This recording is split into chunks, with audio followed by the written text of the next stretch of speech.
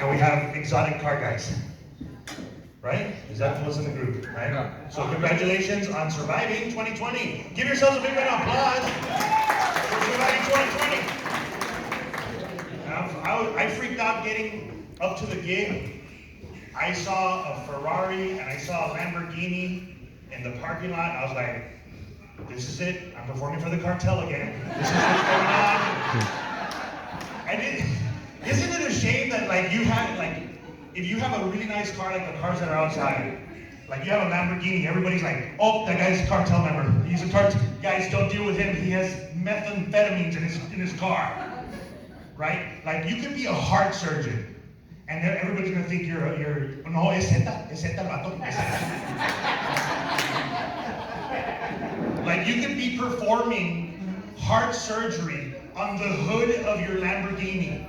And they'll be like, look at that cartel member perform heart surgery on that Lamborghini. They'll never give you the credit for it. I drive, like whoever drives those fast cars, kudos to you, my friends. Kudos to you. It takes, well, not big balls to drive those cars. It's actually quite the opposite. I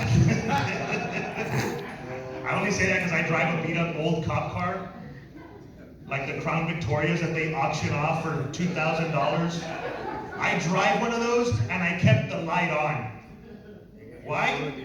Because I'm always smoking blunts when I drive. And of course, when you're smoking, you gotta do the speed limit, okay? You ever been smoking and driving and you like look at the speed limit and says, and you say to yourself, yeah, somebody did ample research on the safety of the speed limit. I'm gonna make sure I don't go over 30. This is perfectly safe. Like you think 45 is an absolute maniac, you know? Like that's the way I drive. When I'm smoking in a cruiser, everybody's scared to pass. Everybody's like on the left, like, oh, is this guy a cop? Is this guy a cop? Is this guy a cop? And then they just pass me and I'm like, hey, what's up, man? And it just ruins their day. La necia. I know how that night's gonna end. It's gonna be Denny's at 3 o'clock in the morning for the 3-piece special. A pancake and a puss pounded, you know. It's a 3-piece. Some of you guys are like, is that really good? Is that a secret menu item?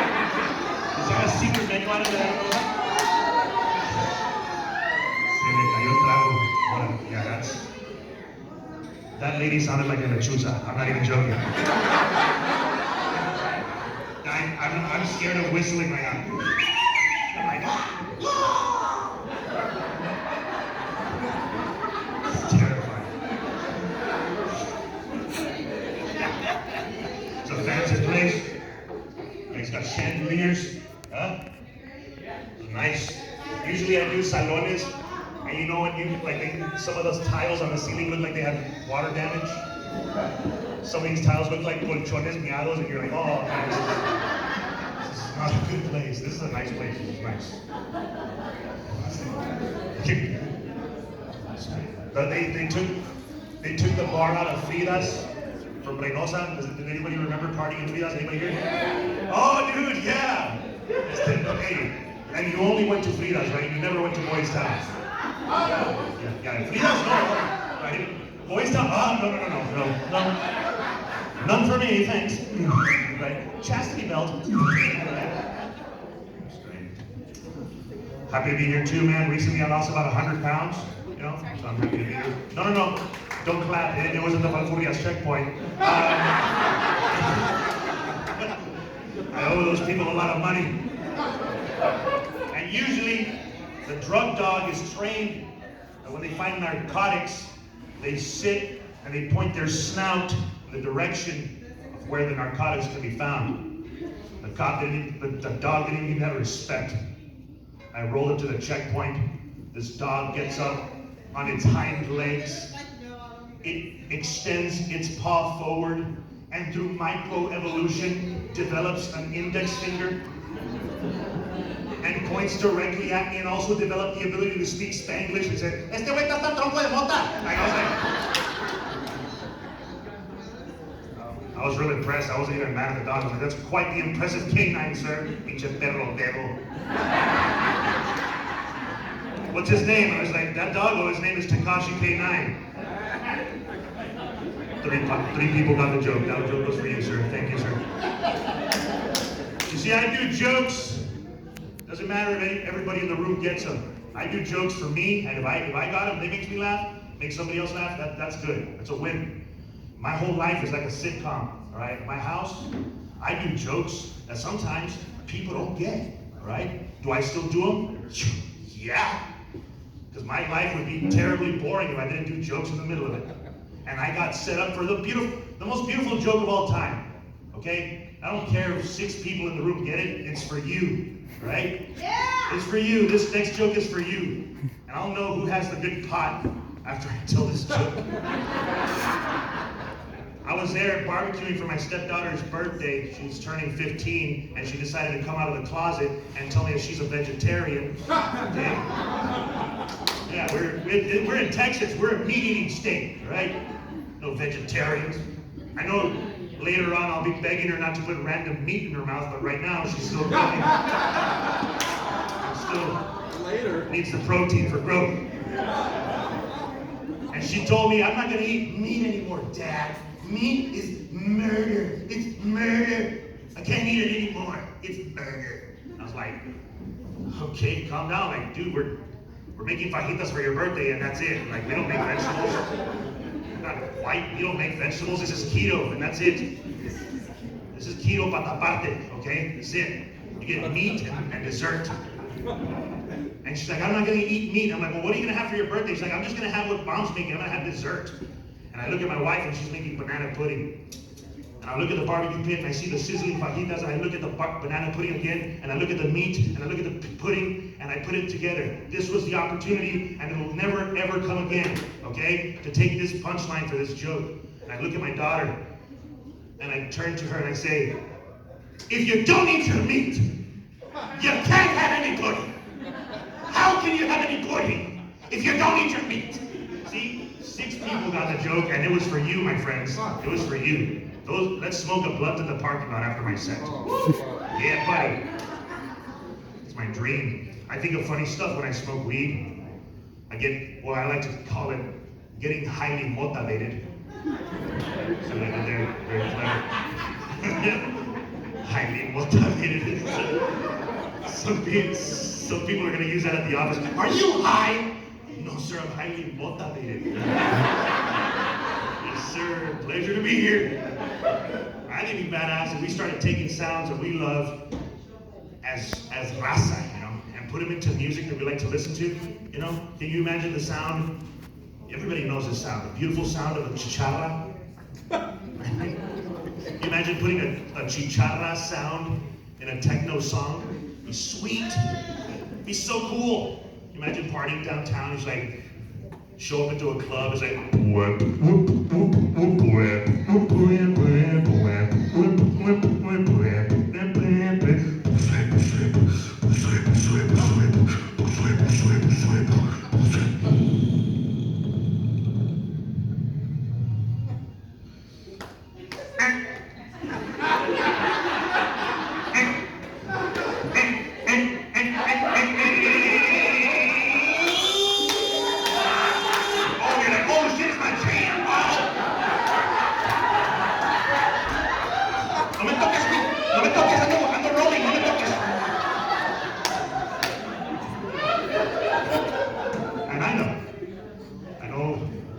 you guys enjoyed it. And I know there's a few of you lurking in the shadows looking at everybody and saying, why are those people laughing? That joke was stupid. And those are the people I wanted to target. Because no matter how hard you try, the next time you hear chicharras, you're going to think about me, okay? And that's smart marketing. Yeah, you'll be outside with a friend of yours that didn't even come to the show, and you're gonna hear chicharras off in the distance. You're like,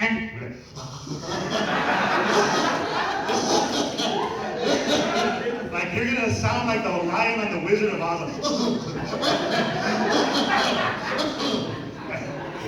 And you're gonna hear the chicharra go off in the distance. And and you're gonna have a chicharra ladder.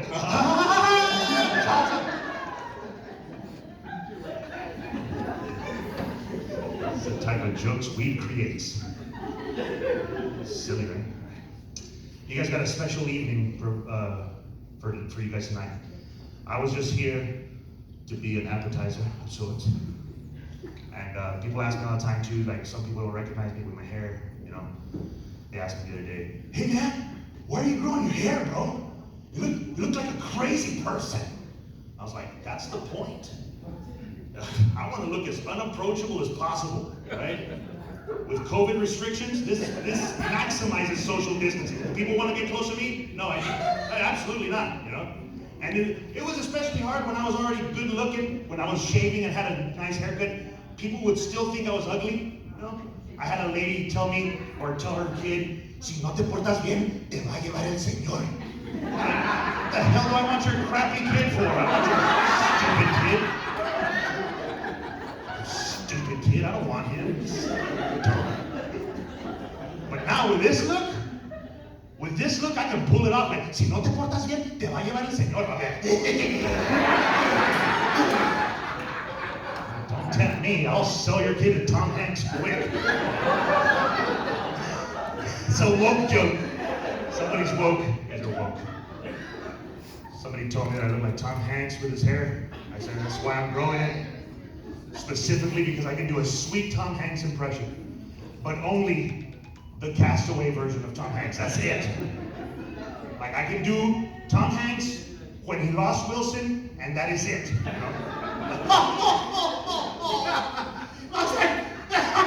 I'm so sorry, Wilson. I'm so sorry.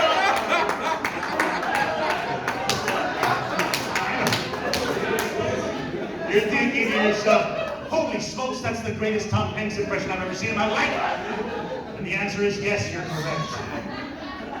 If you're not impressed, don't worry. Yo me la mamo solo, so it's okay. What a tasty treat. It's keto.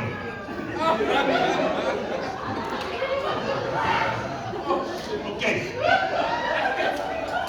Got a very good Christmas party. If you're clapping, as long as you're not wearing a thong. Imagine una tanga cagándote like a tronco getting processed in a sawmill. Hashtag Twix in the pants. All right. Anyway, that's silly. All right, I've been silly enough. They only paid me for 5 minutes. I did 10. No me están pagando overtime ni nada, so no voy a ir para afuera a fumar una motivation. But you guys got a very special show today. We have some very talented friends of mine from San Antonio, actually El Paso and Austin. And these guys are some of my dearest friends in comedy, super funny. I'm about to bring up your next comic to the stage. One of my dearest friends, and we call him La Tripa, because he's a real skinny guy that's always trying to like gain weight. He's like one of those dudes that, I don't know, man, I'm trying to gain weight. I'm just like, screw you. I keep on eating, I can't gain any weight. So we call him La Tripa because as soon as he eats, it's like a direct deposit para la cola. Like it's just. His name is One Bad Comic, and you can find him on Facebook under Israel Garcia. Very talented comic, man. Give him a big round of applause, guys. What's going on, guys? Yes, give it up for Raymond, guys, one more time. Fucking hilarious. One of my good friends, man. It's good to be here, man. I'm so glad to be out here. I am from San Antonio, Texas, so I came out and they're like, hey, you want to do a show? I'm like, all right, cool. I show up, and it's like, oh, I'm like, wait, we're doing a show in front of a funeral home? What's going on? I'm freaking out. But it makes sense, because that's where my career has ended now. Good to be here, man. I heard there's all these businesses here tonight, all these successful people. It was extremely difficult even to come up with the talent. I come in, there's some magician just doing crazy devil-worshipping magic tricks. Fucking stabbing a box.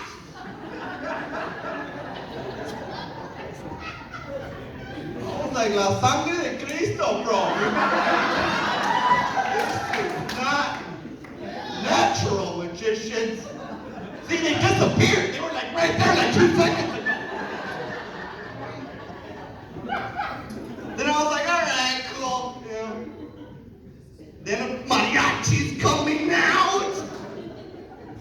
Playing shit.